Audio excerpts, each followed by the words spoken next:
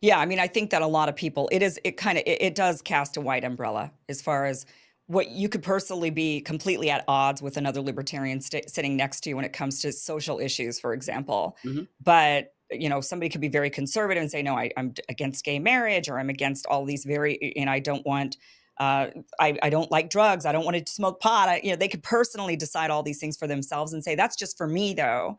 I don't want to force that onto you, those decisions onto you, and tell you you have to live the life the way that I want you to live your life. Hmm. And vice versa. It could go in the opposite direction as well. So it is more about having your own personal autonomy, your personal choices, right? Yeah, I seek to let people live their life as they want to in peace. Hmm. And it doesn't feel like I have to like push one thing or another on people. I think actually instead of, because see what that is that's why we have a culture war. See, because war is force and aggression. And that can only really come from those who have the monopoly on force, which is government. Yeah. And so I don't want to fight a culture war. I believe in a free cultural exchange of ideas. I say this as an LGBT Christian, right? Who kind of gets it on both sides of the cultural aisle, right?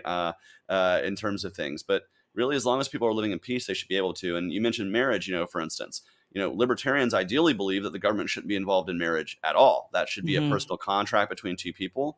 But so long as until that ends, we believe that anybody should have access to it. But if your church doesn't want to marry somebody, that's their right. It's their property. It's their faith. And frankly, as a gay man, I don't want to go get married in a church that doesn't want me to get married there. I don't want to give them their Right. money. I'd rather pay to rent the hall and to have somebody who wants to marry me who's excited to marry me, right? Yeah. So Yeah. I think that's the kind of thing liberty affords, is that you can be as conservative or as liberal as you want.